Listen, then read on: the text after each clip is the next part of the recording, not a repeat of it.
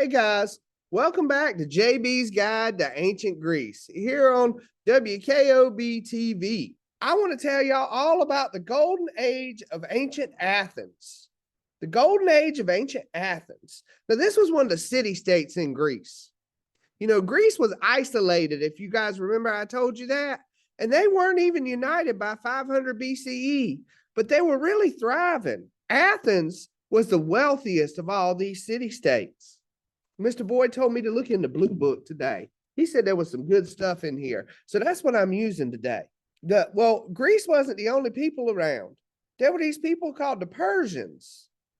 Persian. I know that. I used to play that Prince of Persia video game. That was a cool game. I liked it. My daddy told me about the old ones on the GameCube. Persia had amassed a huge empire, and they stretched from Asia Minor all the way to India. The book says that Asia Minor is today called Turkey. Turkey? What is that, the Thanksgiving country? Gobble, gobble. They like turkey? I don't know. That's weird. The Persian Empire was pretty big. There's a map here, guys. It shows it on the map. Look at that map. That's a pretty big empire, guys. Check that out. And Greece and Persia didn't get along very well because the Persians didn't like being ruled by a foreign empire. They wanted to rebel, and Athens sent them money and support, but they failed. The Persian king Darius vowed to conquer Athens next in revenge for their support of the Ionian rebellion. Ooh. The Persian army sailed for Greece and landed at a place called Marathon, where an amazing thing took place. The Persians far outnumbered the Athenians, but by some miracle, the Athenians emerged victorious. That means they won, right? I think so. I think that's what that means. Marathon. Where have I heard that word before? Ain't that thing where those people like to run? They run for fun. Why would you run for fun? That's just crazy. Don't nobody like to run. Sorry, guys, I need my coffee. I got to get woke up this morning. It says a world famous foot race.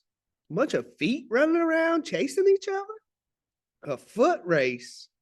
I don't know about all that. The legend says that Themistocles, an Athenian general, knew that the Persians would persist.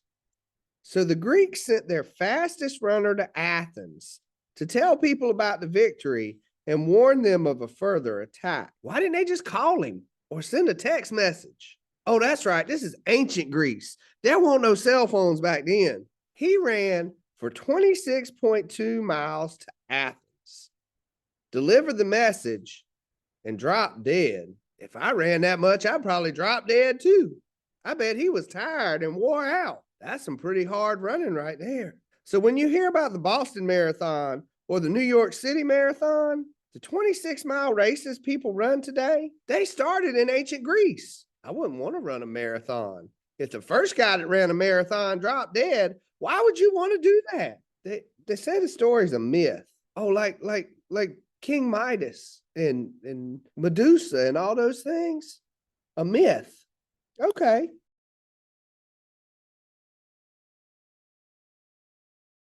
Oh, Lord. You know, the Persians got mad, didn't they? They started the Persian Wars. Those wars lasted for 20 more years? That's a lot of fighting. Other city-states joined in to repel the Persians once and for all. Athenians, Spartans, and Ionians fought with all their heart and won a great sea battle in 480 BCE, even though the Persians had superior ships and a much larger force. A year later, the Greeks won again, this time on land in Asia Minor. After that, when the Persians and Greeks fought, the Greeks were on the offensive and never on defense. The Persians never again tried to invade Greece. I guess they showed them, didn't they?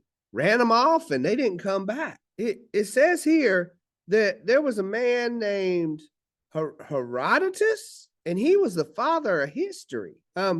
It says that we know about the Greco-Persian Wars because he wrote about them. He lived from 484 to 430 or 420 BCE. They're not sure how long.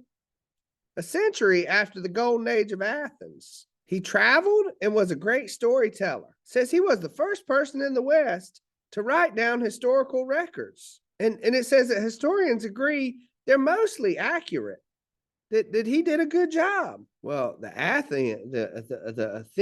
Athenians, they were all excited because they had won these wars. And they had wealth and confidence, right?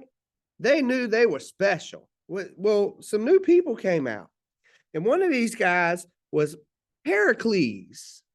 Pericles, they say, brought on the Golden Age of Athens. He wanted a united Greece so they could continue to win against the Persians. Athens was an important member of a confederation of city-states called the Delinean League. I thought they were always isolated. I guess they decided to start working together. Pericles managed to move the treasury for the league from Delos to Athens, which made it easy for the Athenians to dip into those funds for their own projects. Well, Pericles and the Athenians used that money to build the Parthenon. And they said that cost big bucks. Well, that's a big building, so I bet it did cost big bucks. The other city-states didn't like it. But Athens was so powerful, there wasn't much they could do about it. I guess they said, nanny, nanny, boo-boo, we got the power. Pericles wasn't shy about pushing around the other city-states, but did not want Athenians pushing their fellow Athenians around. He wanted all people, well, all men, to have a say in government. You know, back then they were crazy. They only let the men say stuff. It was weird. It was a weird time. He strengthened the Athenian assembly, it says, and about 6,000 men, rich, poor, and in between, met several times a week to debate issues and cast their votes for decisions. Oh, that's a democracy. That's the kind of government we have. It was the beginning of the model for democracy. And that's where we learned about our government in the United States. That's pretty cool. Well, guys, that's all I got about this. But you guys should check out my sponsors. There's some really cool stuff going on and lots of good sales. Oh, and don't forget, this weekend, Pixar Animation releases The Epic of Gilgamesh with Arnold Schwarzenegger. Y'all need to go see that movie. Bye, guys.